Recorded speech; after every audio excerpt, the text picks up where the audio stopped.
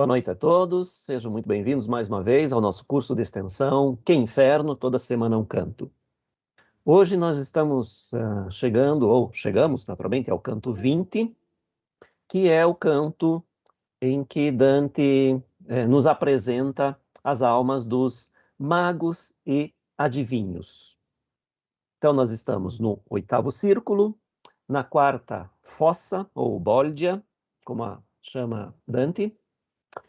E nós temos aqui, para abrir a sessão de hoje, esta ilustração que muitos de vocês, provavelmente, a esta altura, já reconhecem imediatamente pelo estilo, que é de Priamo della Quercia, esse grande ilustrador do século XV. E nós temos, então, aqui a interpretação do Priamo della Quercia, da situação criada por Dante para punir as almas dos magos e adivinhos. Como vocês podem ver aqui na interpretação do Priamo della Quercia, eles têm a cabeça voltada para trás. Tem o rosto sobre as costas e a nuca sobre o peito. Essa é a punição, ou parte da punição dos magos e adivinhos. E eles caminham em silêncio. Bom, qual é o contrapasso aqui? Eu acho esse um dos contrapassos mais interessantes, mais bem engendrados por Dante. E um dos mais simples também, porque é de uma simplicidade, de uma imediatez absoluta. Né? Qual é o contrapasso? Os magos e adivinhos quiseram ver muito à frente no futuro e agora só olham para trás. Quiseram manifestar através das palavras o futuro e agora são mudos. Então esse é um dos contrapassos mais bem pensados por Dante, na minha opinião. É claro que há outros, como o dos suicidas, por exemplo, que tem um outro nível de complexidade. Naturalmente, vocês devem lembrar, né, as almas dos suicidas, as almas intelectuais dos suicidas, regrediram à condição de vegetal. Portanto, ali há um jogo entre conceito e criação e imagem, né, muito mais complexo. Aqui, o contrapasso é muito simples, mas eu acho de uma genialidade tão grande quanto a dos suicidas, por exemplo. Absolutamente simples, absolutamente efetivo, quase intuitivo, né? Pelo contrário, quiseram ver muito à frente no futuro, agora só olham para trás. Então, este é o contrapasso, a lei de punição das almas dos magos e adivinhos. Bem, quais são as fontes de Dante para este canto, para esta punição? Aqui eu cito as fontes diretas, naturalmente. Há muitas outras fontes indiretas, que são fontes destes autores conhecidos por Dante, e outras fontes, naturalmente, às quais Dante terá tido acesso e que nós não sabemos. Mas as fontes diretas de Dante são 4 dos poetas que ele mais admirava. Inclusive aqui, dos 5 grandes poetas que ele encontra no limbo, falta Homero, grego, portanto não é um destes que serviria de fonte direta para ele, e falta Horácio. Então, nós temos aqui Ovídio, Lucano e Virgílio, 3 dos grandes poetas latinos que se encontram no limbo. E o quarto deles é o Estácio, que Dante e Virgílio vão encontrar lá no canto 21 do Purgatório. E a alma do poeta Estácio vai subir o restante do Purgatório com Dante e Virgílio. Então nós temos aqui as fontes diretas de Dante. Ovídio especialmente as metamorfoses, e das metamorfoses Dante extrai a figura, que ele remodela um pouco, né, mas a figura então do adivinho Tiresias, da Tebaide do Estácio, o adivinho Anfiaral e a maga Manto, da Farsália do Lucano, o adivinho Aronte, ou Aronta, ou Arunte. Os nomes variam nas várias versões, né? Então, mas Aronte é o mais conhecido. E, naturalmente, de Virgílio também, da Eneida, nós temos aqui o Eurípilo e a maga Manto, que, na verdade, é citada uma única vez e muito brevemente lá na Eneida. Mas Dante tem outras fontes, né, como Estácio, por exemplo, e também Ovídio, né, Manto também é citada. Bem, então, o tema deste 20º canto é a magia e a adivinhação.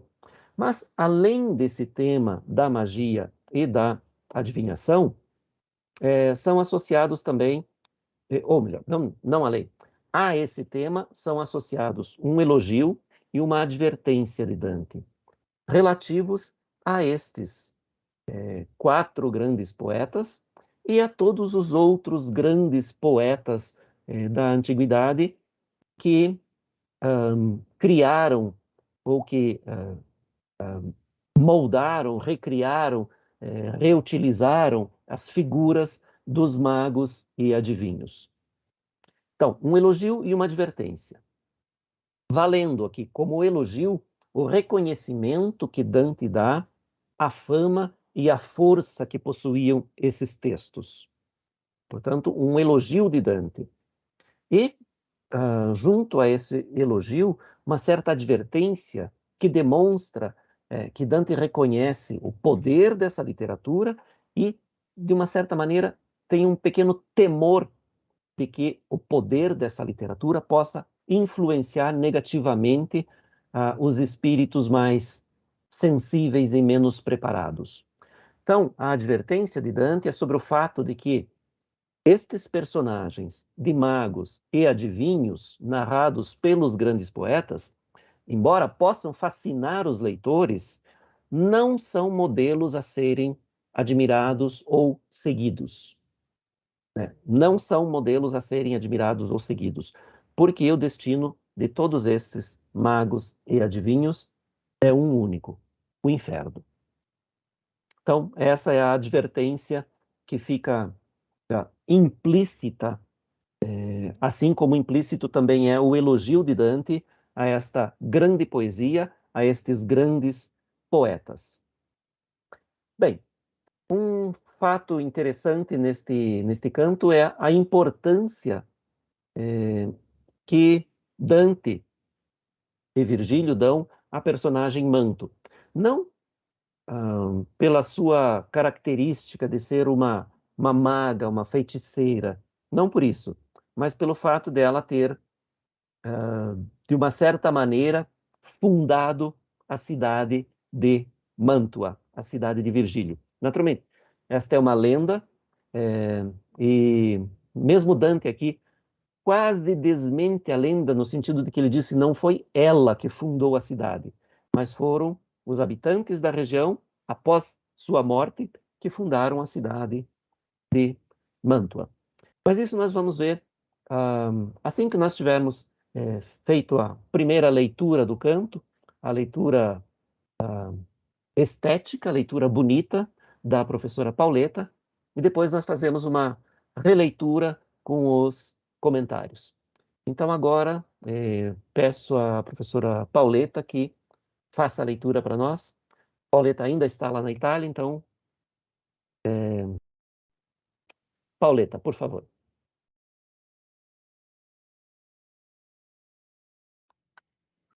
Di nova pena mi conven far versi e dar matera al 20° canto della prima canzon che di sommersi. Io era già disposto tutto quanto a riguardarne lo scoperto fondo che si bagnava d'angoscioso pianto, e vidi gente per lo vallon tondo venir, tacendo e lacrimando, al passo che fanno le letane in questo mondo. Come il viso mi scese in lor più basso, mirabilmente apparve esser travolto ciascun tra il mento e il principio del casso, che dalle reni era tornato il volto e indietro venir li convenia, perché il veder dinanzi era lor tolto. Forse per forza già di parlasia si travolse così alcun del tutto, ma io non vidi, né credo che sia. Se Dio ti lasci, lettor, prender frutto di tua lezione, or pensa per te stesso com'io potea tenerlo viso asciutto, quando la nostra immagine di presso vidi sì torta, che il pianto degli occhi le natiche bagnava per lo fesso. Certo io piangea, appoggiato a un dei rocchi del duro scoglio, sì che la mia scorta mi disse: ancor sei tu degli altri sciocchi, qui vive la pietà quando è ben morta. Chi è più scellerato che colui che al giudicio divin passion comporta? Drizza la testa, drizza, e vedi a cui s'aperse agli occhi di Teban la terra, perché gridavan tutti: dove rui, Anfiarao? Perché lasci la guerra? E non restò di ruinare a valle fino a Minos, che ciascheduno afferra. Mira che ha fatto petto delle spalle, perché volse veder troppo davante. Di retro guarda e fa retrosocalle. Vedi Tiresia che mutò sembiante, quando di maschio femmina divenne, cangiandosi le membra tutte quante. E prima, poi, ribatterli convenne li due serpenti avvolti, con la verga che riavesse le maschili penne. Aronta è quel che al ventre li s'atterga, che nei monti di Luni, dove ronca lo Carrarese che di sotto alberga, ebbe tra bianchi marmi la spelonca per sua dimora, onde a guardar le stelle il mar non gli era la veduta tronca. È quella che ricuopre le mammelle che tu non vedi con le trecce sciolte e ha di là ogni pilosa pelle manto fu, che cercò per terre molte. Poscia si pose là dove nacqu'io, onde un poco mi piacque che m'ascolte. Mi piace che m'ascolte. Poscia che il padre suo di vita uscio e venne serva alla città di Baco, questa gran tempo per lo mondo gio. Suso in Italia bella giace un laco, a piè dell'Alpe che serra la magna sovra Tiralli, ch'a nome Benaco. Per 1000 fonti, credo, e più si bagna tra Garda e Valcamonica e Pennino, dell'acqua che nel detto laco stagna. Loco è nel mezzo, là dove il Trentino pastore e quel di Brescia il Veronese segnar poria, se fesse quel cammino. Siede peschiera, bello e forte arnese, da fronteggiar bresciani e bergamaschi, ove la riva intorno più discese. Ivi convien che tutto quanto caschi, ciò che in grembo a Benaco star non può, e fassi fiume giù per verdi paschi. Tosto che l'acqua a correr mette co, non più Benaco, ma Mencio si chiama, fino a Governol, dove cade in Po. Non molto accorso che il trova una lama, nella qual si distende e lampaluda, e suol di state talor esser grama. Quindi, passando la Vergine cruda, vide terra nel mezzo del pantano, senza coltura ed abitanti nuda. Lì, per fuggire ogni consorzio umano, ristette con suoi servi a far sue arti, e visse e vi lasciò suo corpo vano. Gli uomini poi che intorno erano sparti s'accolsero a quel loco che era forte per lo pantan c'avea da tutte parti. Fer la città sovra quell'ossa morte e per colei che il loco prima elesse manto all'appellar sanz'altra sorte. Di sue dentro più spesse, prima che la Mattia da Casalodi da Pinamonte inganno ricevesse. Però t'assenno che se tu mai odi originar la mia terra altrimenti, la verità nulla menzogna frodi. E io, maestro, i tuoi ragionamenti mi son sì certi e prendon sì mia fede, che gli altri mi sarien carboni spenti. Ma dimmi, della gente che procede, se tu ne vedi alcun degno di nota, che solo a ciò la mia mente rifiede. Allor mi disse, quel che dalla gota porge la palle brune fu, quando Grecia fu di maschi vota, sì che appena rimaser per le cune, augure diede il punto con Calcanta in Aulide a tagliar la prima fune. Euripilo ebbe nome, e così il canta l'alta mia tragedia in alcun loco, ben lo sai tu tutta quanta. quell'altro che ne fiancò Michele Scotto fu, che veramente delle magiche frode seppe il gioco. Vedi Guido Bonatti, vedi Asdente, ch'aver inteso al cuoio e allo spago ora vorrebbe, ma tardi si pente. Vedi le triste che lasciaron l'ago, la spuola e il fuso, e fecersi in divine. Fecer malie con erbe e con imago, ma vienne omai, che già tiene il confine, da Mendueli e Misperi e tocca l'onda, sotto sobilia Caino e le spine. E già ier notte fu la luna tonda, ben tenne de ricordar che non ti nocque alcuna volta per la selva fonda. Sì mi parlava e andavamo in trocque.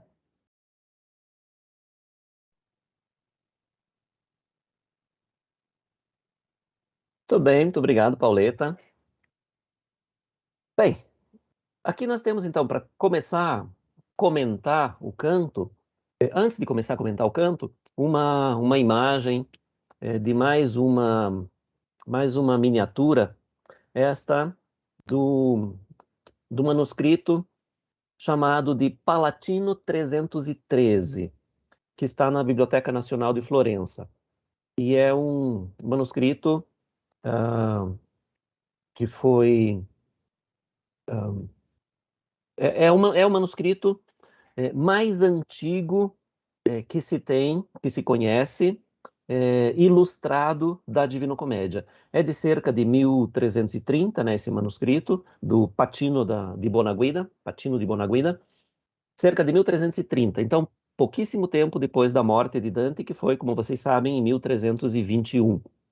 E ele encontra-se em bom estado, e claro que é quase impossível alguém se aproximar do manuscrito mesmo, mas ele está todo reproduzido em vídeo. Então, a gente pode analisar e pode ler esse manuscrito. Enfim, é só uma curiosidade, né? O manuscrito mais antigo que existe, de que se tem notícia, pelo menos, ilustrado. Bem, aqui nós temos, então, os magos e adivinhos na visão do Patino di Bonaguida. E certamente as figuras de magos, adivinhos, de feiticeiros, de feiticeiras, bruxas, povoavam os sonhos de todos na Idade Média, mas não só na Idade Média, né? Já desde a Antiguidade, porque, obviamente, e nós temos em todas as literaturas locais, nacionais, menção aos magos e adivinhos.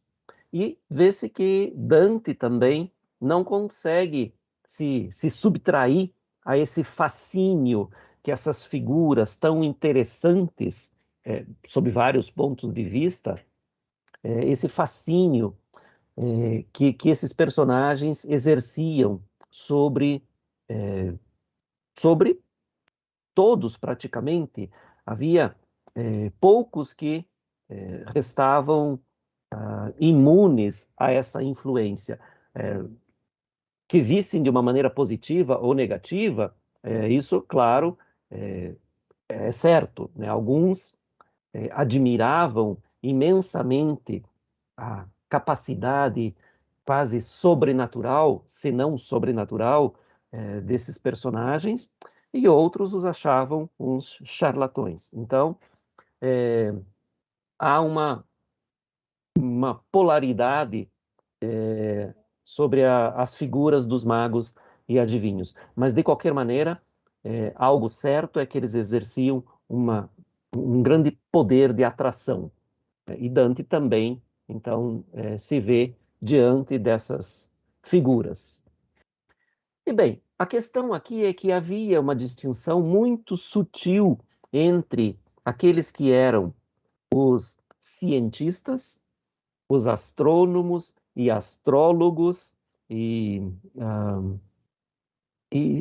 pesquisadores da natureza em geral, e que a partir dessa ciência, pseudociência, ou enfim, ciência da época, tentavam prever certas condições do futuro. Então, havia uma grande parte que se dedicava a isso como ciência.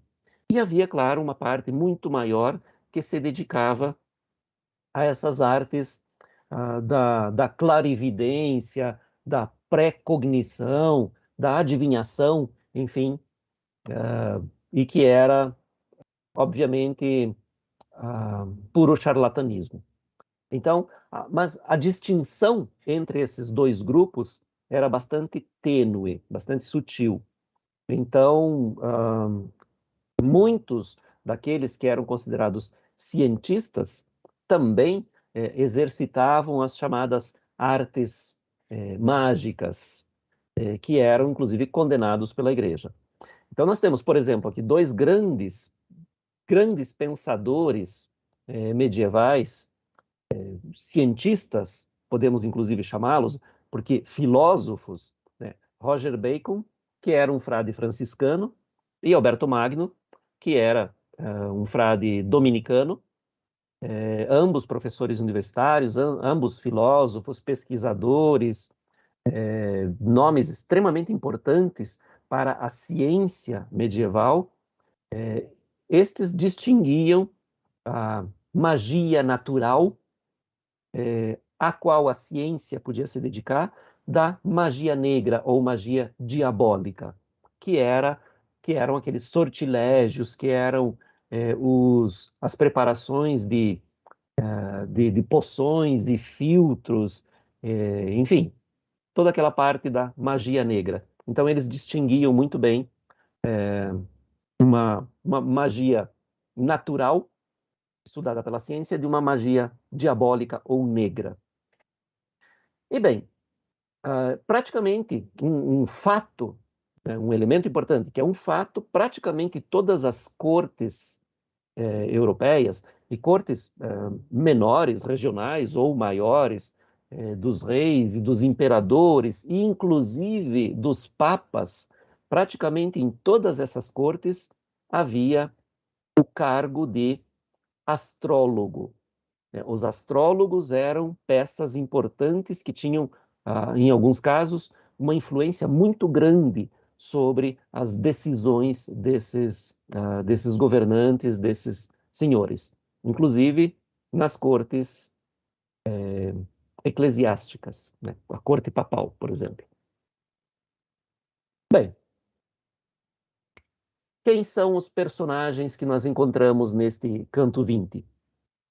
Então aqui nós temos, na ordem em que eles aparecem aqui, no canto, nós temos Anfiaral, que é personagem da Tebaide do Estácio, um dos 7 reis que assediaram Tebas. Na famosa guerra dos 7 contra Tebas, a guerra que se iniciou pela discordância dos filhos de Édipo e Jocasta pelo trono de Tebas, quem deveria governar. Então, Polinices e Eteocles combinaram que cada um governaria um ano. Eteocles foi sorteado como primeiro rei e, ao final do seu primeiro ano, ele não quis passar o trono a Polinices. Então, houve uma congregação ali de 7 poderosos reis contra Eteocles. Um desses era Anfiaral, que era também um adivinho. Bem, depois aparece o Tiresias, também adivinho tebano, assim como Anfiaral, que, segundo narra o vídeo, interrompeu a cópula de 2 serpentes e, nesse momento, foi transformado em mulher. Depois de 7 anos, ele reencontrou as mesmas serpentes ou outras parecidas, e novamente interrompeu a cópula dessas 2 serpentes e voltou a ser homem. Essa história estranhíssima é narrada por Ovídio nas Metamorfoses. Depois nós vamos encontrar aqui o Aronte, ou Arunte, ou Aronta, que é esse arúspice etrusco. O que é um arúspice? É um vidente que lê o futuro nas vísceras de animais recém-mortos. E esse Aronte aparece na Farsália do Lucano. Depois nós temos a maga Manto, que é a filha de Tiresias. E, segundo a lenda, teria sido a fundadora de Mantova, né? Mantua em português, a pátria de Virgílio. Né? Já comentamos isso. Eurípilo e Calcante, que são personagens de Homero e também de Virgílio e de muitos outros, né, que determinaram os momentos em que a frota grega deveria, primeiro, zarpar rumo a Troia e depois de volta para casa. Bom, só que nesses textos, Eurípilo não aparece como adivinho. Isso parece ter sido uma leitura equivocada de Dante. Depois nós temos... Então, esses todos são antigos. E depois nós temos alguns mais próximos de Dante aqui. Então, nós temos o Michael Scott, que foi um grande intelectual, foi filósofo, foi alquimista, foi astrônomo, astrólogo, foi médico e foi também um adivinho na corte do imperador Frederico II. E depois nós temos mais dois italianos aqui, Guido Bonatti e Asdente, que eram adivinhos bastante famosos, conhecidos na Itália no tempo de Dante. O primeiro na corte do Guido da Montefeltro, que é lá no norte da Itália, Urbino, e o segundo na cidade de Forlì, na região da Emília-Romanha. Aqui então nós temos digamos assim, um nobre, o Guido Bonatti, e um pobre sapateiro, que era o Asdente. Então, independentemente do extrato social, eles se dedicavam às mesmas artes divinatórias e por isso são punidos juntos aqui no mesmo círculo do inferno. Bem, estes são os personagens que Dante encontra ou ao qual se refere aqui no canto 20. Depois nós vamos comentar, são todos magos ou adivinhos, exceto Eurípilo, que parece ter sido um engano de Dante. Então, como se abre o canto? De nova pena me convém fazer versos e dar matéria ao 20º canto da primeira canção, que é dos submersos. Então, o canto se abre aqui também de uma maneira um pouco diferente dos outros, porque Dante aqui se refere à arquitetura da obra, à estrutura geral do seu poema. Quando ele diz que vai dar matéria, ou seja, vai cantar, vai iniciar o 20º canto da primeira canção, ele dá a entender que vai haver mais uma canção. Então aqui ele usa canção no sentido que depois tradicionalmente ficou mais marcado, conhecido como cântica, né, que é o inferno. Então a primeira canção, primeira cântica, é o inferno. Se ele diz então a primeira, subentende-se que vai haver uma segunda e, como ele já citou várias vezes, Virgílio, lá no começo do inferno, diz que Dante vai passear pelos 3 reinos do além, então, pelo inferno primeiro, depois purgatório, depois paraíso. Então, unindo esta informação aqui àquela de Virgílio, deduz-se que vai haver mais 2 canções.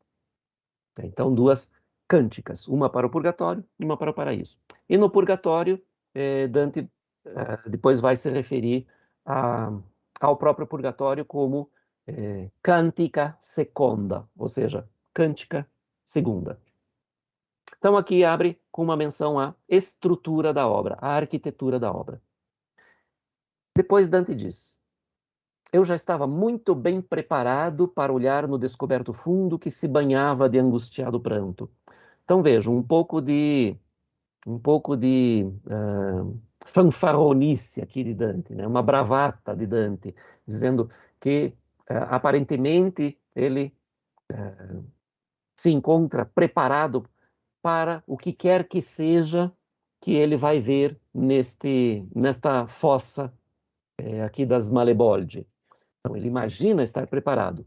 Na verdade, o que ele vai ver vai ser um pouco demais, vai exceder a sua expectativa e vai abalá-lo emocionalmente.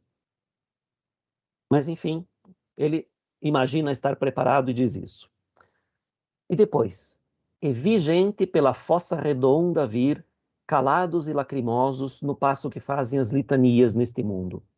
Então aqui mais um dado, um elemento diferente neste canto. Em todos os cantos anteriores, Dante primeiro ouve os lamentos, os gritos, o choro, as blasfêmias, enfim. Em todos os cantos até agora, Dante quase sempre ouve e depois vê. Neste aqui ele não ouve nada, porque embora essas almas venham chorando, elas vertem lágrimas em silêncio. Né?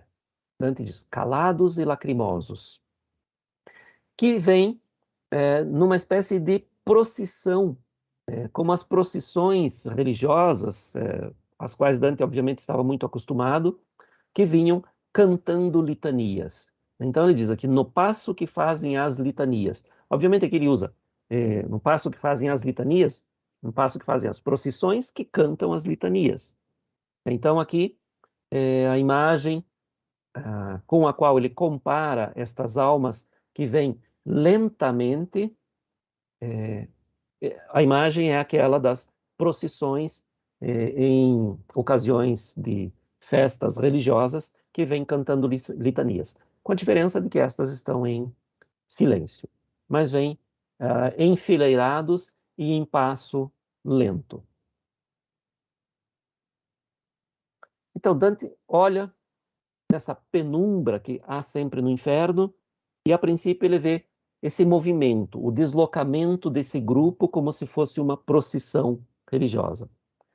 E aí ele diz, como a vista desceu por eles mais abaixo, estranhamente mostrou-se estar torcido cada um entre o queixo e o princípio do busto, que para as costas era virado o rosto e para trás precisavam ir, porque ver adiante lhes era tolhido.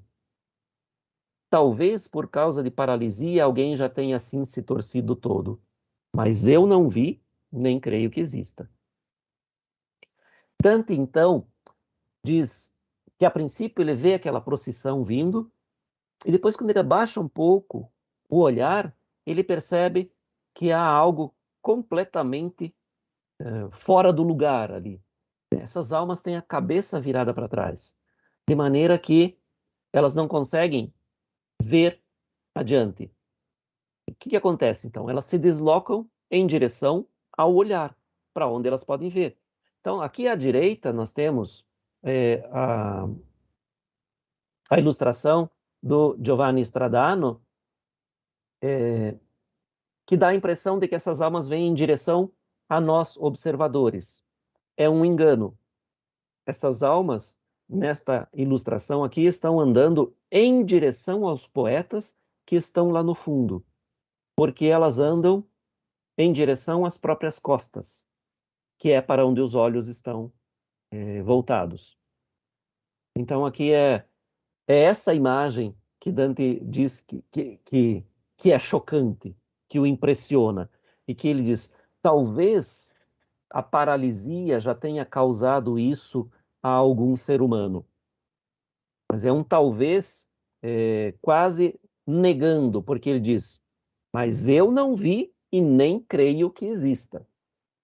Então não descarta totalmente a possibilidade, mas diz, não vi e não creio que exista, porque lhe parece demasiadamente não natural, pouco natural. Se Deus te deixar, leitor, colher fruto de tua lição, pensa por ti mesmo como eu podia ficar de rosto enxuto, quando a nossa imagem diante de mim vi tão torta que o pranto dos olhos as nádegas banhava pelo sulco. Bem, aqui nós temos algumas coisas interessantes. Primeiro, um desses frequentes, não tão frequentes, mas enfim, não raros, apelos ao leitor, chamadas ao leitor. Né? Dante conversa com o seu leitor. Não é algo inédito na literatura, mas Dante transforma isso num mecanismo bastante comum, né, dentro da sua obra, né, essa conversa com o leitor, que tem várias funções dependendo do momento. Nesse momento aqui, então, ele diz, se Deus te deixar, leitor, colher fruto de tua lição, Então ele quer que o leitor preste atenção nisso e aprenda algo. É uma função didático-pedagógica desse apelo ao leitor que ele está fazendo. Mas ele diz, pensa por ti mesmo. Então, não se deixe levar simplesmente pelo que eu descrevo ou como eu me descrevo, mas pense por você mesmo ou pensa por ti mesmo, usando a segunda pessoa. E ele, de uma certa maneira, convida o leitor a se unir a ele nessa lamentação, nessa piedade que ele encontra, ou que ele sente em relação a essas almas. Então, isso é, de uma certa maneira, uma chamada a uma identificação catártica. É uma identificação no sentido de, ele pede que o leitor imagine, mas imagine realmente, de verdade, a imagem que ele viu dessas almas totalmente torcidas, para que o leitor também se apiede dessas almas.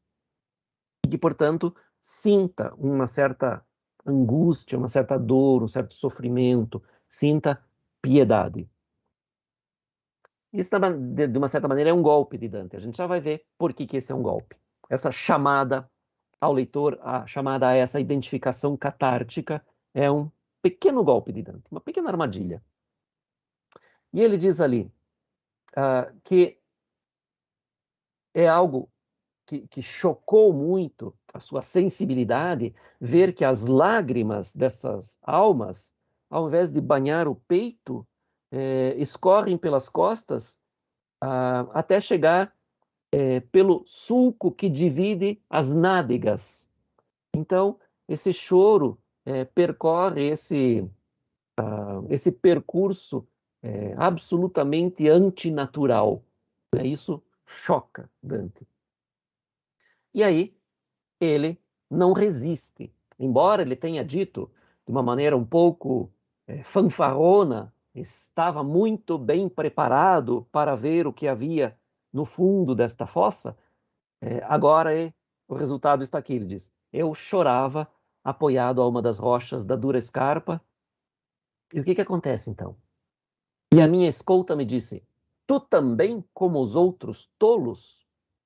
Então vejam que Dante se comove por ver esta imagem humana, porque as almas têm essa imagem humana, naturalmente. Então essa imagem humana deformada a esse ponto. Ele tem a cabeça voltada para trás, o rosto sobre as costas, as lágrimas que escorrem entre as nádegas, as almas que são obrigadas a andar para trás, levantando os calcanhares primeiro, ao contrário levantando e abaixando os calcanhares, em direção oposta ao normal. Então Dante desaba a chorar. E aí Virgílio, de uma maneira um pouco brusca, rígida, talvez mais do que nós esperávamos, diz, tu também como os outros tolos?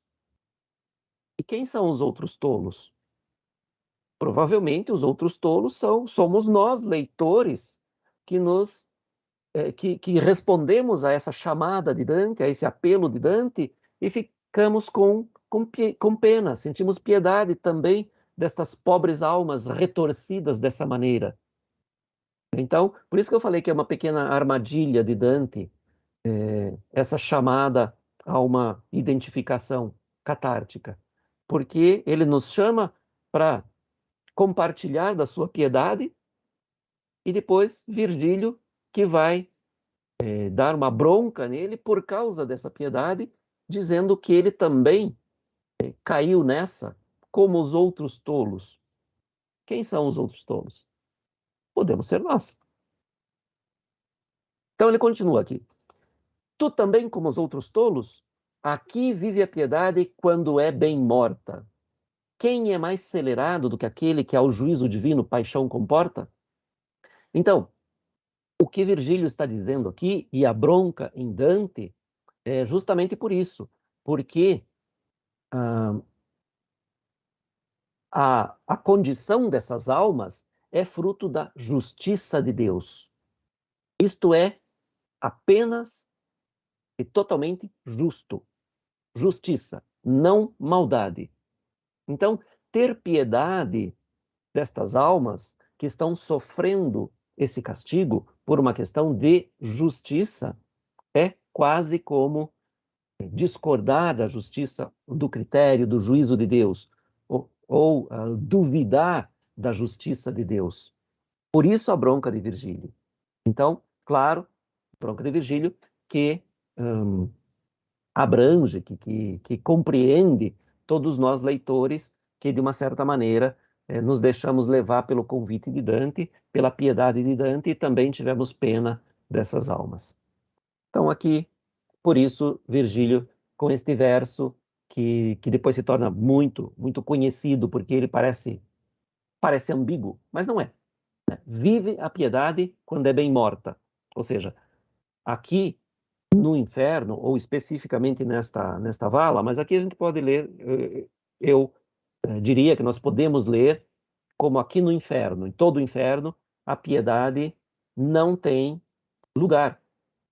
Não tem lugar, porque tudo o que ocorre aqui no inferno é justiça absoluta. Não tem nenhum excesso, porque Deus é infalível.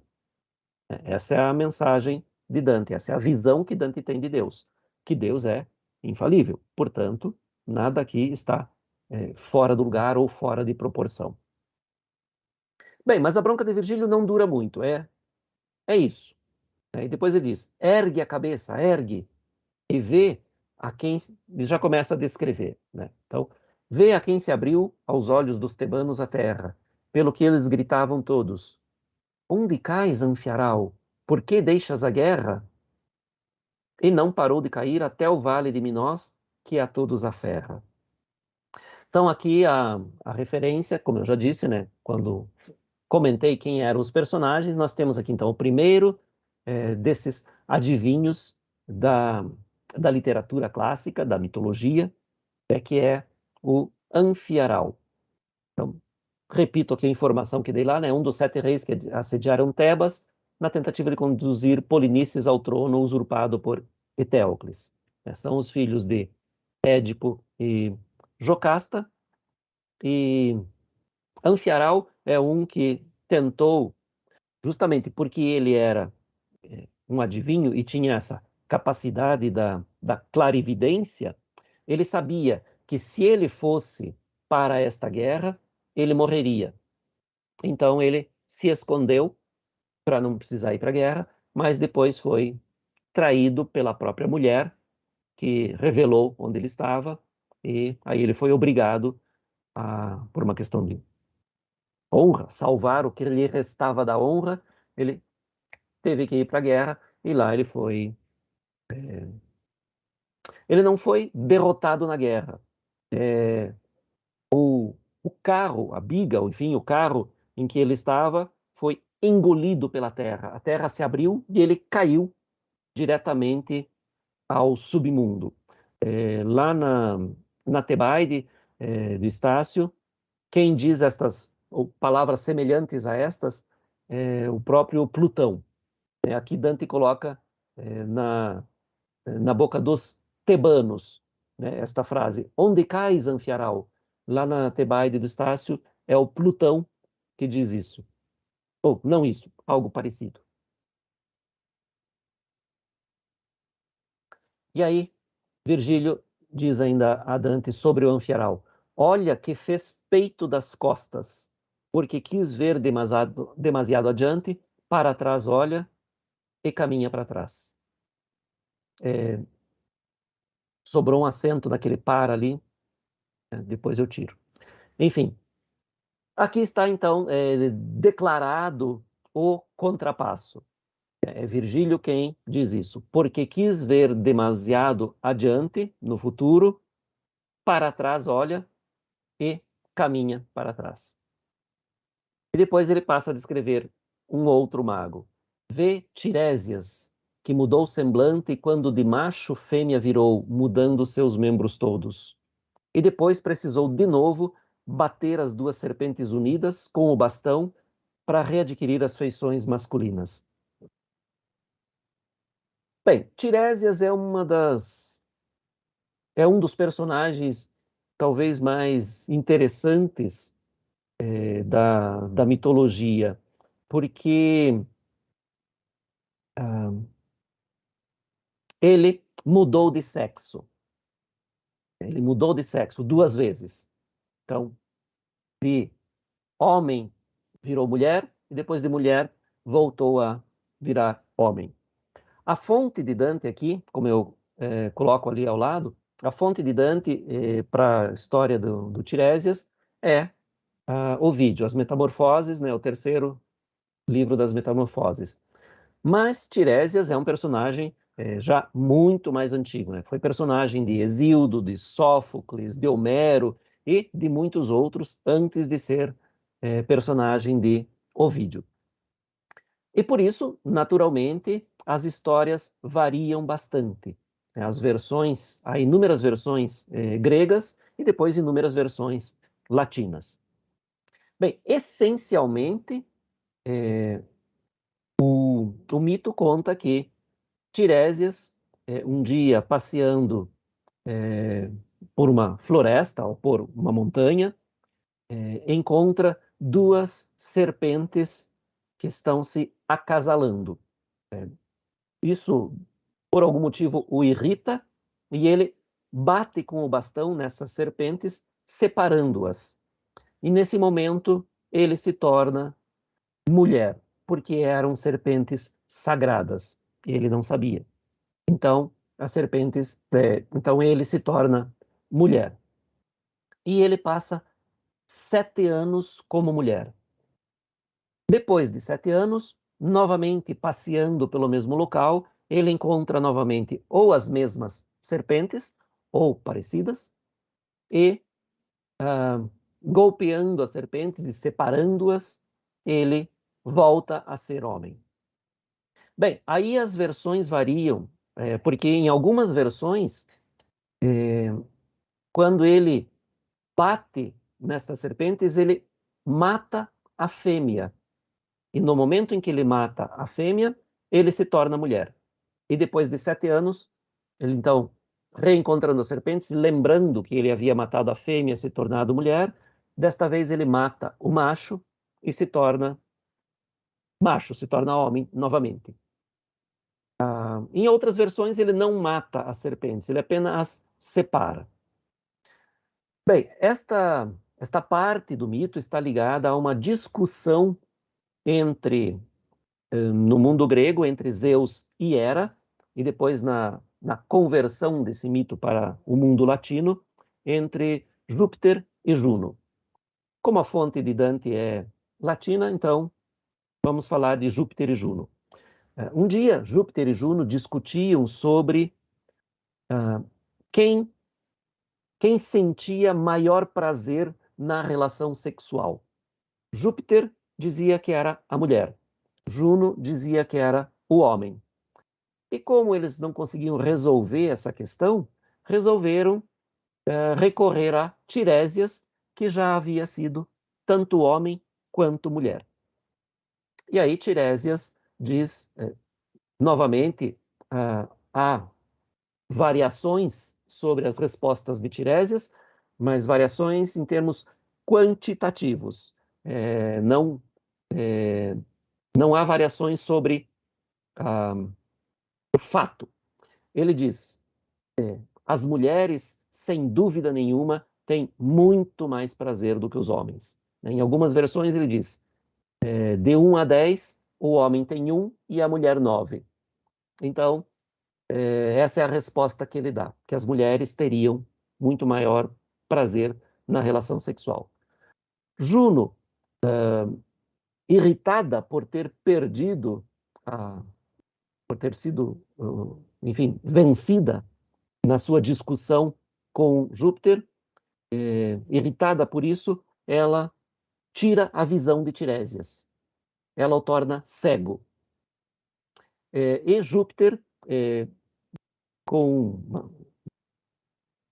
piedade, ou enfim, dá uma certa compensação a Tiresias, é que lhe dá o dom da clarividência ou da precognição, portanto, que o torna um adivinho. Então, essa é a história, ou uma das versões, ou enfim, eu juntei algumas versões das histórias sobre Tiresias. De qualquer maneira, a fonte de Dante aqui é a fonte direta, mais próxima, é Ovídio nas Metamorfoses. Mas é muito possível que Dante tenha tido também acesso a outras variações desse mito. Por isso, então, a maneira como ele descreve aqui, Tiresias, que de macho fêmea virou, e depois, batendo novamente as serpentes, voltou a ser, a readquirir as feições masculinas. E aí Virgílio indica, então, mais um adivinho, o Arúspice Aronte. Aronte é aquele que o ventre lhe segue. Vejam que interessante, né? Porque a procissão que vai andando de costas, então aquele que está atrás de Tiresias segue seu ventre e não as suas costas, né? Então Dante não deixa passar o detalhe, né? Aronte é aquele que o ventre lhe segue, que nos montes de Lune, onde cultiva o Carrarese, que logo abaixo mora, teve entre os brancos mármores uma gruta como sua morada, onde a olhar as estrelas e o mar, nada lhe impedia a vista. Bem, então, Aronte é aquele que é descrito na Farsália de Lucano como aquele que abria o ventre dos animais para ler nas suas vísceras auspícios para o futuro, para ler as possibilidades de futuro. Na Farsália, o Aronte é, então, este arúspice, este vidente etrusco, que é chamado a Roma para predizer, para prever o resultado do ato rebelde de César quando atravessou o rio Rubicão com o seu exército, porque os generais romanos não podiam, voltando de uma expedição, de uma empresa, uma empreitada de guerra, eles não podiam chegar até Roma com seus exércitos. Havia um limite territorial onde eles deveriam deixar o exército e se dirigir até Roma sem toda a força armada. Então, César ultrapassou o rio Rubicão, ali na região da Emília-Romanha, com o exército. E aí os senadores de Roma, temerosos, chamaram esse arúspice, esse vidente etrusco, para prever o futuro. E o Aronte realmente previu que haveria guerra e previu a vitória de César sobre Pompeu. Bom, aqui há algumas informações que eu coloquei ali na nota também. Luni é uma antiga cidade da região da Ligúria, lá no norte da Itália, para cima da Toscana. E próxima da cidade de Carrara, um pouquinho abaixo, ali na Toscana mesmo, que é, obviamente, todo mundo já deve ter ouvido falar dos mármores de Carrara. Então, ali, aquela cidade é muito famosa por causa da qualidade dos seus mármores. Por isso que Dante diz ali que Aronte habitava nos montes de Luni. As cidades são bem próximas ali, onde era Luni e onde é Carrara. Então, ele diz que o Aronte habitava nos montes de Luni e que teve uma gruta entre os mármores brancos, né, porque os mármores chegam até ali, muito próximo. Bom, aqui alguns estudiosos dizem que Dante confundiu na sua leitura, ou que ele leu em uma cópia defeituosa, onde estava escrito Lunae, o nome latino de Luni, em lugar de Lucae, o nome latino da cidade de Luca, que é onde, em outros textos, habitava Aronte. Então, aqui só uma informação lateral, né, a esse personagem que Dante coloca aqui. Parece ser um erro de Dante. Bom, então, Aronte. E aí ele apresenta mais uma. Aquela que recobre as mamas que tu não vês com as tranças soltas e tem do lado de lá toda a pele peluda. Então veja a maneira como ele começa a descrever esta maga. Ele diz, aquela que, como tem a cabeça virada para trás, os seus longos cabelos recobrem os seus seios. Então ela anda na direção contrária. Dante está vendo o seu rosto, portanto, o rosto, as costas, as nádegas, as pernas, os calcanhares. Então, Dante não vê o lado onde estão as tranças soltas sobre os seios e toda a parte peluda, naturalmente referindo-se aos pelos pubianos. Assim ele começa então a descrever manto. Manto foi que vagou por muitas terras, depois se fixou lá onde eu nasci, pelo que me agrada que tu me ouças. Então, muito bem, nós temos aqui a maga Manto, filha de Tiresias, uma maga tebana, portanto, que, segundo uma lenda, teria sido a fundadora da cidade de Mantua, hoje em dia, em italiano, Mantova, cidade na qual nasceu Virgílio. Virgílio nasceu na periferia de Mantua. Então aqui Virgílio dá essa importância especial, dizendo que ela vagou por muitas terras depois de ter deixado Tebas e acabou se fixando lá onde ele depois nasceria. E por isso ele diz que quer contar um pouco essa história. Por isso ele pede a Dante que o ouça, que tenha uma certa paciência. Né? Ele diz, pelo que me agrada que tu me ouças. Daí começa a contar a história. Depois que seu pai da vida saiu e se tornou servo à cidade de Baco, esta grande tempo pelo mundo foi. Então, depois que o pai de Manto, Tiresias, morreu, Tebas foi escravizada, entre aspas, não, foi dominada por Creonte. Então, depois da morte de Tiresias, Creonte foi o ditador que escravizou Tebas. E Mago fugiu para não ser presa, torturada, assassinada, como a maioria dos videntes, dos magos de Tebas. E aí começa aqui uma longa descrição, a mais longa descrição geográfica que Dante faz na comédia. Né? Então, aqui da paisagem lá do norte da Itália. Virgílio vai dizer, lá em cima, na Itália, há um belo lago ao pé dos Alpes que limita a Alemanha, acima do Tirol, cujo nome é Benaco.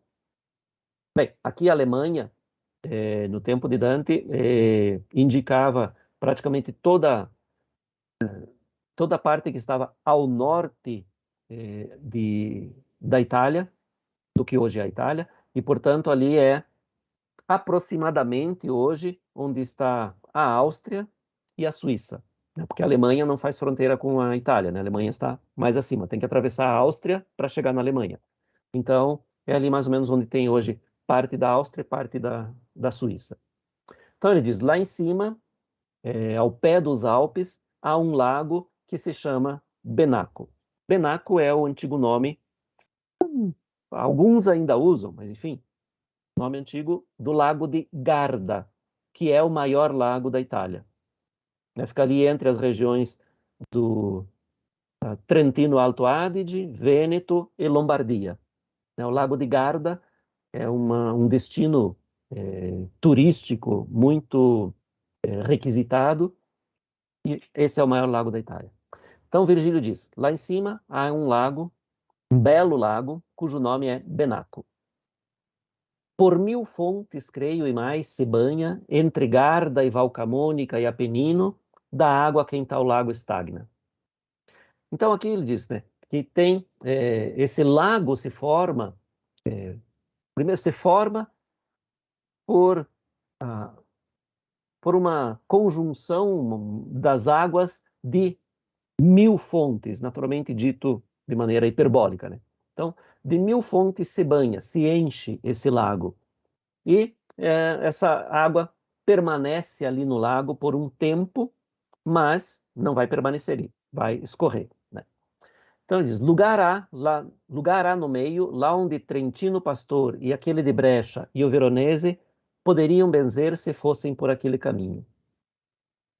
Então, ele está dizendo onde está esse lago. Onde o Trentino Pastor, então o pastor Trentino, o bispo de Trento, o de Brecha e o de Verona poderiam benzer se dessem ao trabalho de ir até aquele lugar periférico, perdido, longe dessas cidades grandes.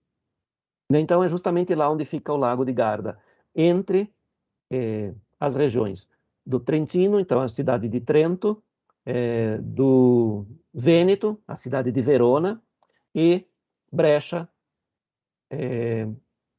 que é na região da Lombardia. Então, justamente lá, qualquer um desses pastores poderia benzer, porque qualquer cristão que morasse lá estaria no meio dessas 3 jurisdições. Ali está Peschiera, bela e dura fortaleza para enfrentar brechanos e bergamascos, onde a margem em torno é mais baixa. Então ele cita esta fortaleza que vocês podem ver aqui na foto, não era exatamente desta maneira, né? Ela foi reestruturada séculos depois. Então, e depois, naturalmente, tem até agora a entrada asfaltada aqui, etc. Então, não é exatamente a mesma visão que tinha Dante, ou que tinham os habitantes daquela época de Mantova. Mas aqui, desculpe, de Peschiera del Garda. Não é exatamente a mesma visão, mas a fortaleza é esta mesmo, que remonta aos tempos anteriores a Dante ainda.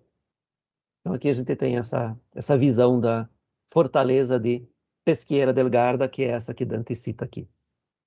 Essa fortaleza foi construída desta maneira, mais ou menos como ela se apresenta, exceto as modernizações.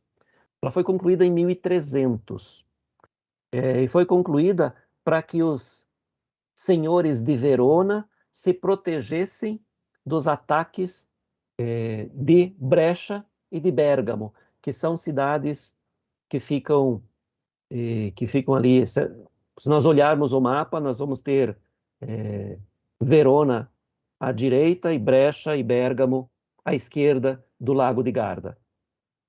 Então, essa fortaleza foi construída ali pelos senhores de Verona para se proteger, ele diz ali, para enfrentar brechanos e bergamascos, onde a margem em torno é mais baixa. Ali acontece que toda a água vem a cair, que no leito de Benaco estar não pode, e se torna rio escorrendo por verdes pastos. Então a água que não permanece no lago de Benaco, Lago de Garda, escorre pela planície abaixo, até formar uma espécie de pântano em algum lugar. Ele vai dizer isso. Logo que a água a correr começa, não mais Benaco, mas Mentio se chama, até Governolo, onde cai no pó. Bom, então aqui, assim que essa água sai do lago, é um rio que desce ali, que se chamava no tempo de Dante Mentio, e hoje, talvez devido às diferenças de pronúncia, enfim, hoje é com I, Mintio. Então esse rio que sai do lago de Garda ali em cima e vai chegar até Mantova.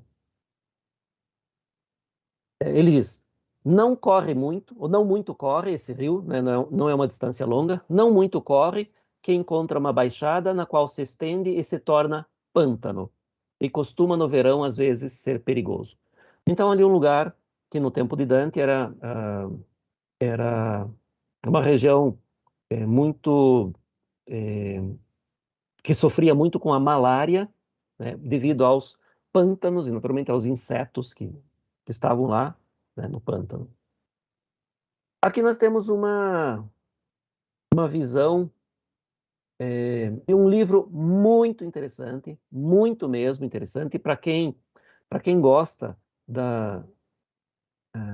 desses desenhos das cidades antigas. Nós temos este Liber Chronicarum, Liber Chronicarum, em latim, conhecido também como, em várias línguas, como as Crônicas de Nuremberg, que é do Hartmann Schedel. Hartmann Schedel é o compilador dessas crônicas de Nuremberg.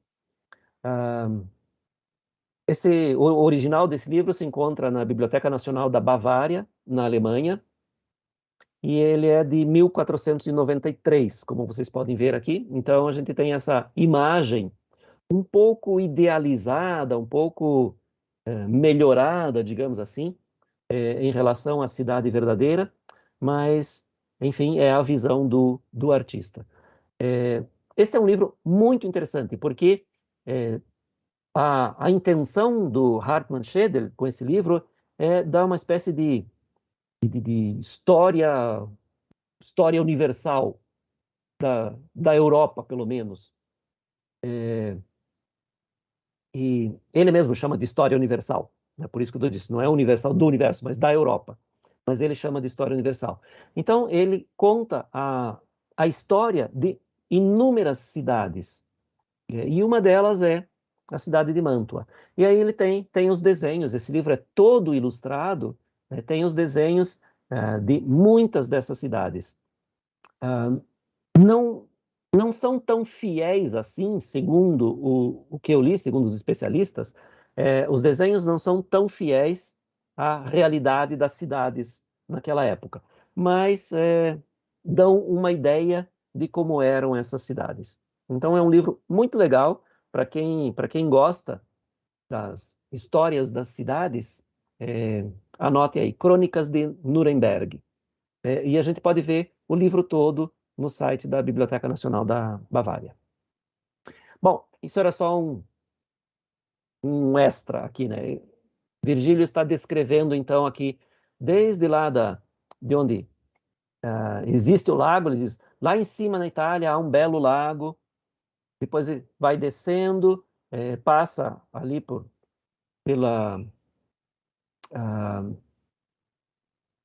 toda a planície abaixo do lago de Garda, depois se torna o rio que se chama Mincio e vai desaguar no Pó. E ele diz que não corre muito e encontra uma baixada na qual se torna pântano, que se torna muito perigoso no verão. E aqui a gente tem uma visão panorâmica da cidade de Mantua e o seu entorno, e esta aqui, vejam, que é bem mais tardia já, de 1575. Então a gente tem aqui uma visão panorâmica de Mantua, no desenho do Franz Hogenberg. Vocês veem então que Mantua está ali no meio, e em volta a gente tem campos, né, com um pouco de vegetação, um pouco de árvores, mas a grande maioria ainda campos. E lá do lado direito a gente pode ver ali a entrada das águas, o rio Mincio, que vem lá de cima. Então aqui a gente pode ter uma ideia um pouco mais visual, né, disso que Virgílio está explicando para Dante aqui.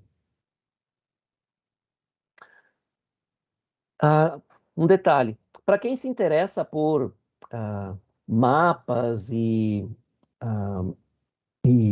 ilustrações, desenhos antigos, na cidade de Mantua, e em algumas outras cidades também, todo ano há uma mostra de mapas antigos e mapas e desenhos e documentos antigos todo ano. Vai haver mais uma mostra agora a partir da semana que vem na cidade de Mantua. Então, quem tiver interesse, só coloca lá Mantova, Libri, Mappe e Carte Antichi e vai chegar lá. Bem, Virgílio continua. Então, por ali passando a virgem crua, viu terra, no meio do pântano, sem cultura e de habitantes nua. Ali, para fugir todo contato humano, se fixou com seus servos a fazer suas artes, e viveu, e ali deixou seu corpo vão. Então, aqui não há muito o que dizer sobre isso, né? O texto é bastante transparente. Na sua peregrinação por inúmeros locais, quando chegou ali, Manto viu esta terra desabitada e, de uma certa maneira, bem protegida pelas águas em torno, e ali resolveu se fixar com seus servos para fazer as suas artes mágicas. Né? E ali morreu. Então, não se alonga muito nisso. E aí, o fato interessante diz: os homens que em torno se espalhavam se reuniram naquele lugar, que era seguro pelo pântano que o cingia de todo lado, e isso era muito importante na época de Dante, que uma cidade fosse segura, e, portanto, aqui, sendo a cidade circundada por mais da metade da sua extensão pelo rio, e depois tendo um pântano próximo, era uma cidade bastante segura. Então esses homens fizeram a cidade sobre aqueles ossos mortos, e por aquela que o lugar primeiro escolheu, Mantua o chamaram, sem outra sorte. Então, sem outra sorte, aqui quer dizer sem os sortilégios que eram comuns quando da fundação de uma cidade. Então, aqui Virgílio parece que quer dizer que não se deve atribuir à cidade de Mantua uma fundação ligada a esta magia negra. Porque os homens que moravam lá por perto, depois da morte da maga Manto, é que fundaram essa cidade e, por causa do nome dela, deram o nome de Mantua à cidade, mas sem nenhum tipo de sortilégio. É isso que está dizendo ali com esse sem outra sorte. Bem, então aqui a história antiga da fundação de Mantua, segundo Virgílio. E daí Dante já passa a sua época. Diz ali, eram as gentes dentro mais numerosas, antes que a tolice de Casalodi fosse por Pinamonte enganado. Bom, aqui então Dante está se referindo à história real da cidade de Mantua, em torno de 1270, quando o conde Alberto da Casalodi, que era guelfo, foi enganado pelo ghibellino Piemonte de Bonacolsi. Essa história que eu conto aqui do lado, né? Resumo. Então, esse Pinamonte de Bonacolsi sugeriu ao Alberto Casalodi que expulsasse algumas famílias nobres que estavam dificultando o governo. Detalhe, estas famílias nobres eram de guelfos. E o Pinamonte, que embora fosse uma certa maneira aliado do Casalodi, era ghibellino, mas tinham boas relações.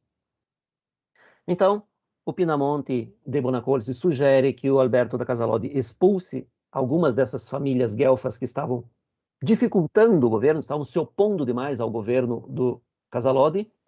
O Casalodi faz isso, aceita o conselho, expulsa algumas famílias e, aproveitando o impulso, digamos assim, o Pinamonte estimula um levante popular que acaba expulsando o próprio Alberto da Casalodi. E aí o Pinamonte assume o poder. Assumindo o poder, ele foi um governante bastante tirânico, acabou expulsando o restante dos nobres, das famílias nobres guelfas, algumas gibelinas e, enfim, acabou expulsando muita gente. Por isso que Dante diz ali que eram as gentes dentro de Mantua mais numerosas antes que o Pinamonte enganasse o Casalodi. Então, quando o Pinamonte assumiu o poder, expulsou muita gente e muitos dos que não foram expulsos acabaram fugindo deste governo extremamente tirânico. Então, aqui uma história que Dante conta já do seu período. E aí Virgílio vai dizer: por isso te advirto que se tu ouvires sobre a origem da minha terra outra história, a verdade não seja fraudada pela mentira. Bom, aqui então tem uma questão complicada de uma certa maneira. Muito simples e muito complicada de outra maneira. Por quê? Porque Virgílio está se referindo à sua própria obra. No livro 10 da Eneida, Virgílio diz que a cidade de Mantua foi fundada não por Manto, mas pelo filho dela, que se chamava Ocno. Então, Virgílio diz isso lá no livro 10 da Eneida, que a cidade de Mantua foi fundada por Ocno. E agora aqui é o próprio Virgílio que está dizendo, foram os habitantes que moravam em torno daquela região que fundaram a cidade depois da morte de Manto. E que, por causa da presença dela ali, deram esse nome para a cidade. Então, Virgílio está desdizendo aquilo que disse lá na Eneida. Na verdade, obviamente, Dante está dando a sua versão sobre a fundação da cidade. É interessante que Dante aqui desminta Virgílio de uma certa maneira, que faça com que Virgílio coloque no próprio discurso do Virgílio essa retificação da informação. Então, Dante aqui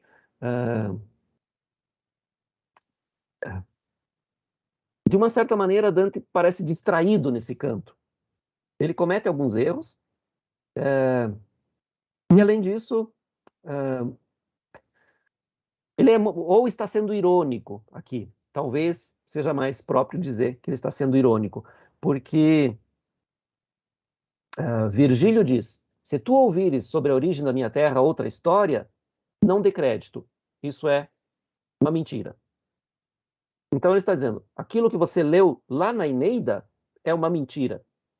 E depois ele vai dizer para Dante que Dante sabe a Eneida toda de cor. Então, tem algo que não quadra muito, que não se harmoniza muito nesse canto. Mas Dante vai dizer: mestre, os teus ensinamentos são tão certos e têm tanto a minha fé que os outros seriam como carvões apagados.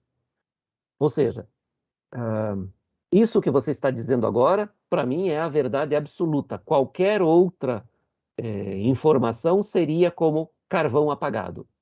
Ou seja, não me aquece.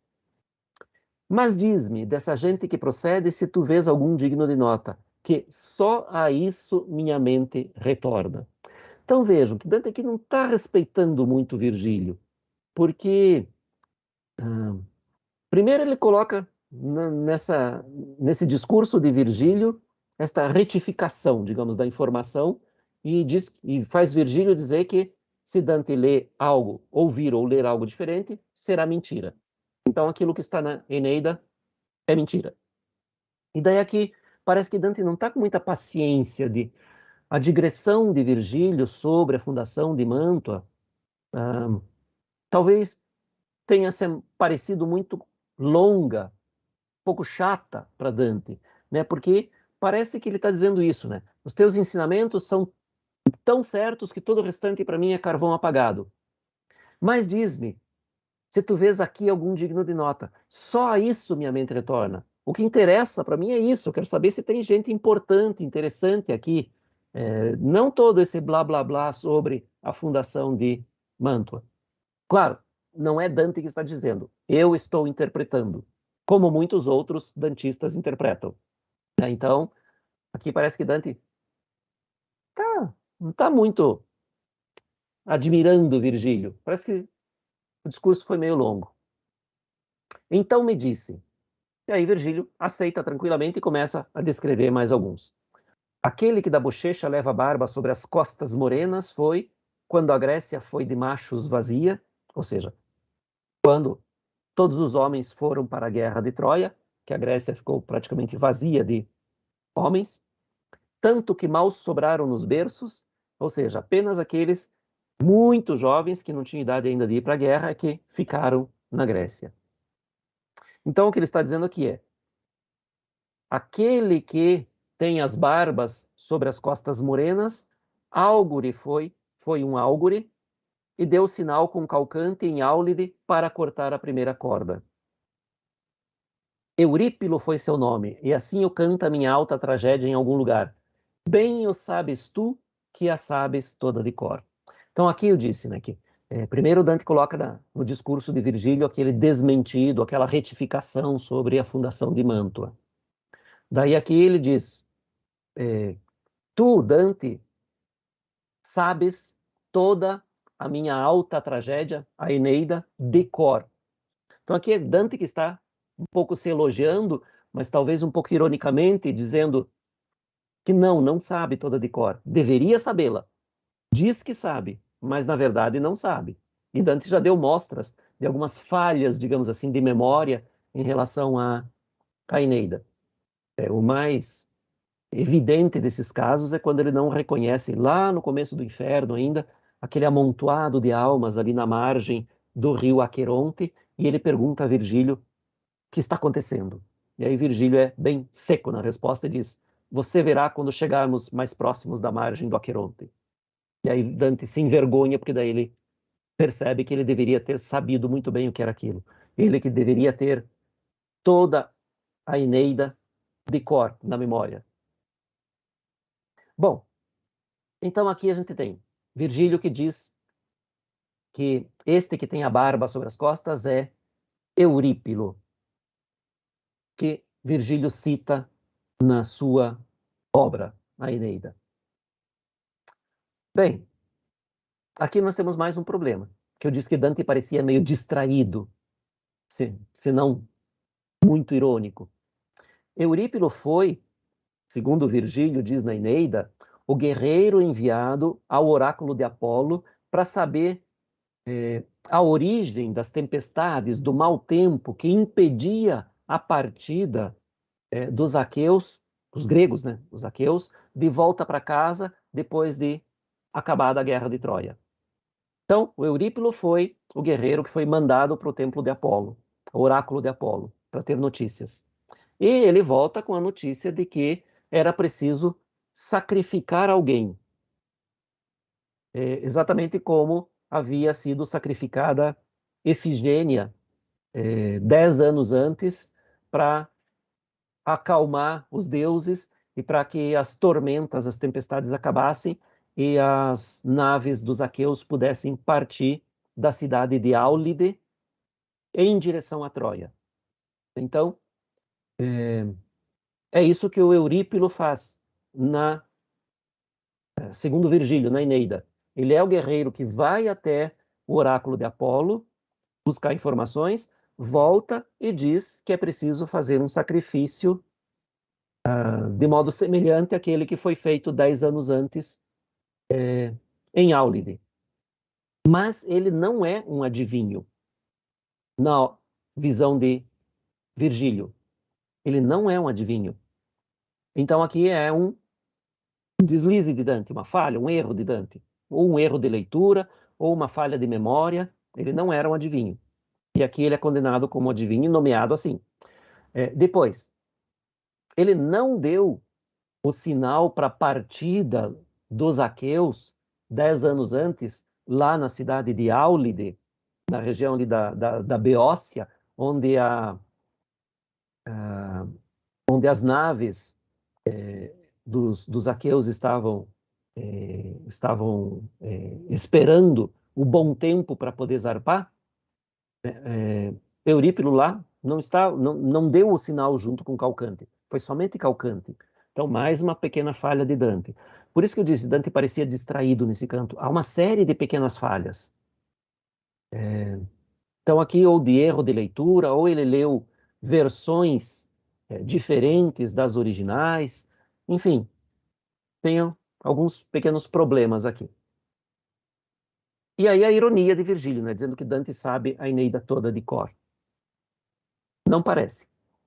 Porque se ele soubesse, ele saberia que o Eurípilo ali não é um adivinho. Bom, e aí ele volta, então, assim como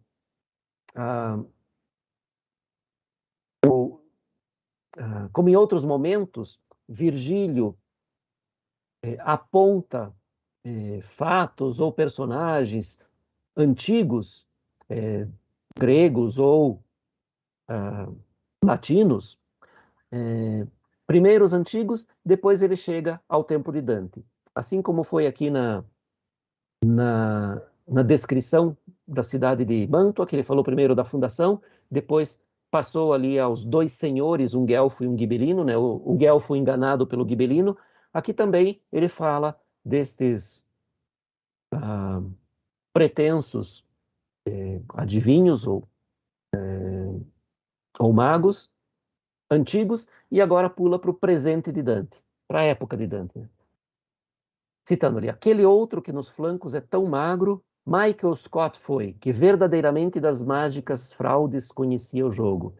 Então esse Michele Scotto, ou Michael Scott, era um escocês, que era médico, era astrólogo, filósofo, tradutor do árabe, de alguns textos de Aristóteles, e foi um sujeito, enfim, extremamente culto, praticamente um cientista no verdadeiro sentido da palavra, e essa fama que ele tinha de adivinho, porque, naturalmente, praticamente todos aqueles que estudavam astronomia e astrologia, que não se diferenciavam como ciências, né, astronomia e astrologia, todos esses, de alguma maneira, podiam prever certos eventos, certos acontecimentos.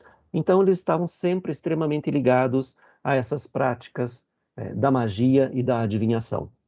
E Dante é bastante crítico aqui ao condenar esse grande intelectual que atuou na corte do imperador Frederico II. E depois, mais dois adivinhos, que são não só do tempo de Dante, mas italianos. Ele diz então, vê Guido Bonatti, vê Asdente, que de ter ficado com o couro e o barbante agora gostaria, mais tarde se arrepende. Então, Guido Bonatti, mais um dos famosos adivinhos dos tempos de Dante, que serviu a vários reis e ao próprio imperador Frederico II também, escreveu algumas obras sobre astronomia e astrologia. E o Asdente, que era um simples sapateiro da cidade de Parma, que era conhecido pelo acerto das suas previsões, era analfabeto, este não escreveu nada, era analfabeto, mas tinha a fama de ser realmente um clarividente, de ter a precognição de fatos futuros. E era conhecido também por sua bondade. Nos textos que eu li, buscando algumas informações sobre ele, não há muitas, há pouca coisa, praticamente só ligadas a este momento da comédia, mas há vários autores que falam que ele era conhecido pela sua afabilidade, pela sua simpatia e pela sua bondade. E que não fazia isso para enriquecer. Então, diferentemente de muitos outros, ele não cobrava pelos seus serviços ou pelas suas visões. Bem, e aí Dante faz mais uma crítica que também é muito, digamos assim, muito inserida no seu tempo e na sua cultura, que é uma crítica a todas as tristes que deixaram a agulha, o carretel e o fuso e se fizeram adivinhas, fizeram feitiços com ervas e com imagens. Então, a todas as mulheres que se dedicavam a essas práticas dos encantos, da produção de fluido, de filtros e de poções e de imagens. Aqui quando ele diz aqui imagens, eram os bonecos, espécie de voodoo, que já naquela época faziam parte, digamos assim, desse imaginário coletivo, né? Os bonecos feitos normalmente de cera, nos quais depois eram espetados espinhos ou agulhas, enfim, procurando com isso provocar efeitos semelhantes na pessoa que esses bonecos representavam. Então tem algumas histórias do tempo de Dante em que aparecem essas práticas. Bem, e aí Virgílio resolve encerrar a lista de magos e adivinhos, criticando todas as mulheres que deixam os afazeres,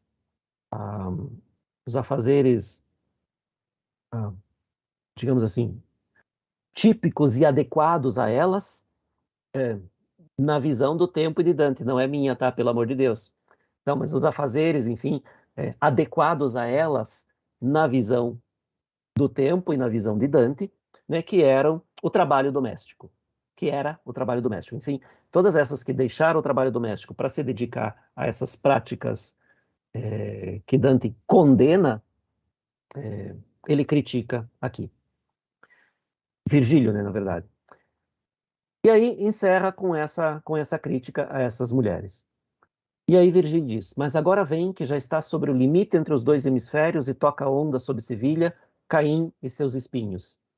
Então aqui a gente tem também um detalhe cultural interessante, que é a visão que os povos antigos, mas não só antigos, a visão que eles tinham das manchas lunares.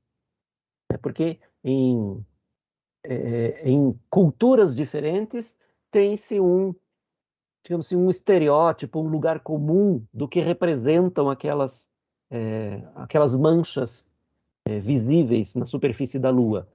Então, eu, quando era criança, por exemplo, sempre ouvi que aquelas manchas representavam São Jorge matando o dragão. Em outras culturas, Hércules matando o leão de Nemeia, ou a Hidra, enfim, de Lerna. E, enfim, cada cultura tem a sua visão das manchas da Lua. E, para Dante e os seus contemporâneos, as manchas da Lua representavam Caim com um fardo de espinhos nas costas e na cabeça, como punição por ter matado Abel. Então, aqui é um elemento da cultura popular que Dante coloca aqui para dizer que a Lua já está se pondo no oeste. E aqui mais uma coisa estranha também neste canto. Virgílio fala da lua cheia. E já ontem à noite foi lua cheia. Bem deves recordar que mal não te fez algumas vezes pela selva funda.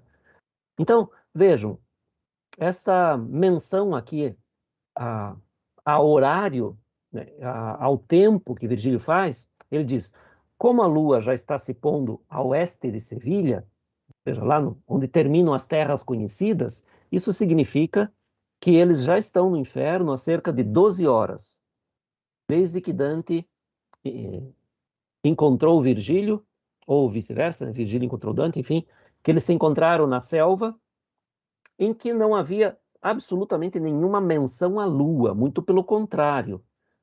A selva era escura, definida assim por Dante, né, em que ele não podia ver nada.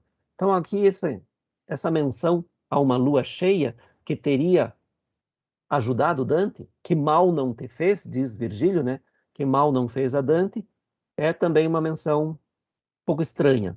Mas enfim, não é nada de tão clamoroso. E aí o canto termina de uma maneira bem suave. Assim me falava enquanto andávamos. Então vejam que esse canto aqui é um canto que não tem grandes emoções, exceto aquele início em que Dante fica chocado pela visão que ele tem dessas almas com a figura distorcida, retorcida, com a cabeça virada para trás, o rosto sobre as costas. Então, aquele momento de emoção em que Dante chora, tenta envolver o seu leitor, trazer o leitor para dentro do texto, com aquele convite a uma identificação catártica, a bronca de Virgílio, e aí praticamente acaba. Aí todo o restante do canto é muito descritivo, muito suave, e acaba assim, desta maneira. Assim me falava enquanto andávamos, como se estivessem passeando os dois amigos tranquilamente. Então não tem grandes emoções, é uma espécie de pausa, de descanso, de tomada de fôlego para o que virá a seguir. O próximo canto é um canto que começa uma nova fase ainda no inferno, uma nova fase digamos assim, na filosofia de composição de Dante e nas intenções de Dante ao descrever o inferno e ao trazer uma outra parcela, uma outra dimensão da cultura popular para o seu leitor. Então, o próximo canto nós vamos ver que nós começamos realmente uma nova fase da composição de Dante. Bem, para encerrar, então, aqui eu tenho mais uma miniatura, aqui também os magos e adivinhos, que estão indo para a direita, apesar de os pés apontarem para a esquerda, eles estão indo para a direita, porque eles andam em direção aos calcanhares, se vocês lembrarem. Então, esse aqui é do manuscrito chamado Egerton, que é ilustrado pelo chamado Maestro degli Antifonari di Padova. Ninguém sabe o nome desse miniaturista, desse ilustrador. Só o chamam de Maestro degli Antifonari di Padova, porque, pelo seu estilo, nos reconhecem que ele ilustrou vários antifonari. Antifonários são os livros de cantos religiosos. Então, este ilustrador é um desconhecido. E aqui, então, esse é um manuscrito chamado de Egerton, cerca de 1340, que se encontra na British Library de Londres. E assim nós terminamos este canto. E eu os convido, portanto, a nos encontrarmos aqui na próxima sexta-feira para vermos um canto que tem um outro espírito, que tem muito mais ação, muito mais emoção, um canto muito mais agitado. Vocês vão ver que realmente Dante dá um outro tom a partir do canto 21. Nós vamos encontrar uma brigada de diabos que vão dar muito o que falar. Então é isso, aqui estão as minhas referências, como sempre, meu contato lá no final, e é isso, gente. Espero que tenham gostado, e nós nos vemos aqui, então, na próxima semana com o canto 21, com os trapaceiros. Até lá!